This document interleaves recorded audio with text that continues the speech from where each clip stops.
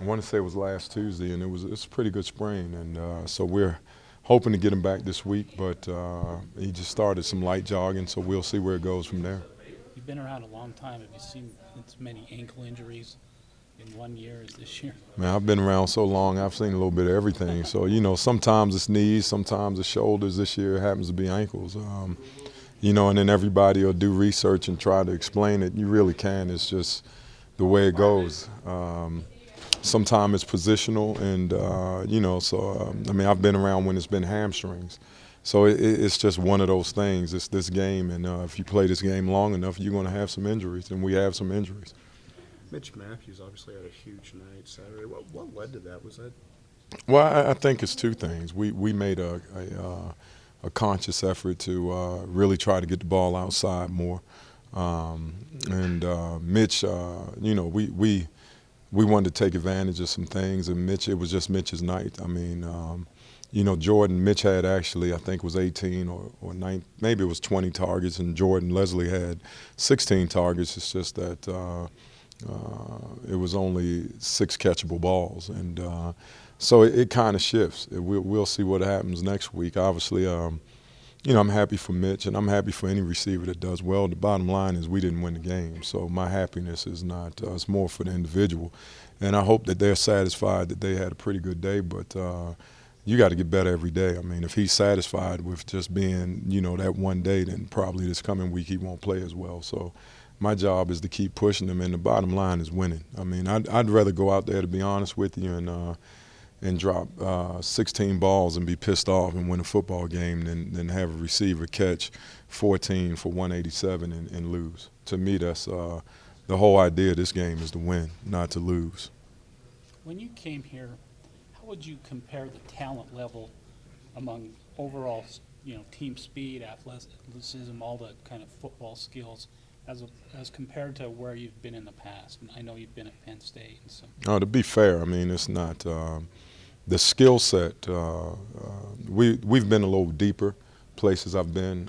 We've been a little more athletic, but here we have individuals. Now we're in the progress of trying to upgrade that, and I think one thing that people make a huge mistake in, whether it's going from high school to junior college or junior college to Division I, athleticism is important, but you still have to have great work ethic and understand the game.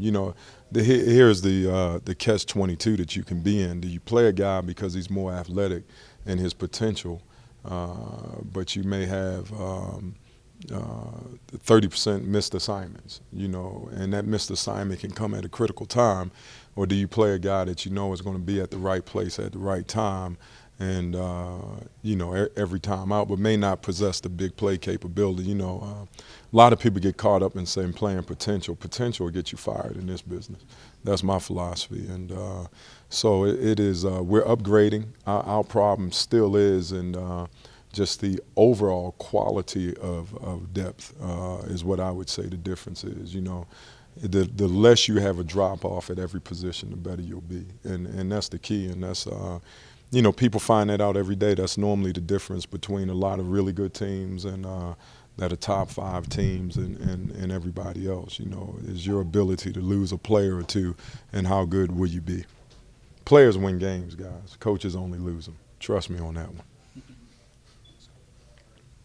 Do you like, Guy, just the way that Christian's spreading the ball around, the chance that, a lot of different guys have a chance to make plays and do things out there, Well, I think what I really like, I think Coach Anai has done a really good job adjusting to the quarterback's talent level or his skill set. Taysom was really good, obviously running the alleys and was a dynamic playmaker with his feet, and he could throw it. Christian is less dynamic with his feet, but I think he brings a skill set throwing the ball.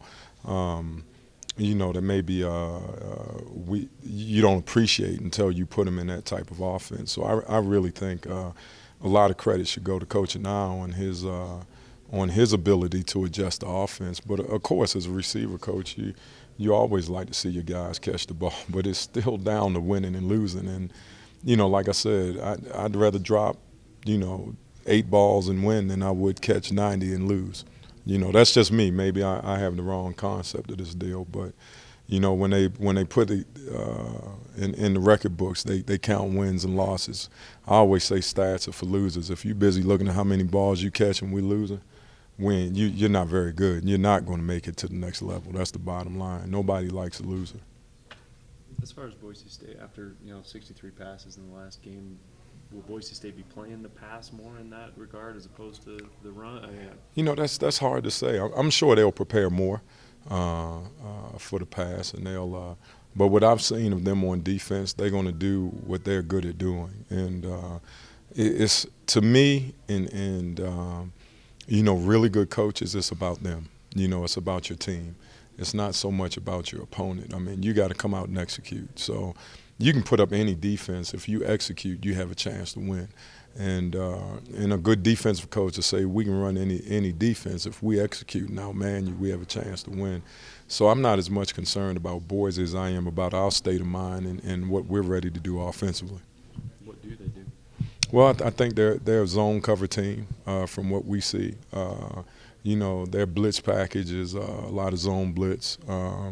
They don't, and against us, they may come up and play all man. That's where you have to be ready to adjust. But, they're very sound. They're 3-4 defense like we are, so it's something that we're used to. But I think their zone package and their zone scheme is a very well thought out. And defense coordinator is a secondary coach, so he probably, coordinates from the back end, which is means they're not going to give up a lot of big plays.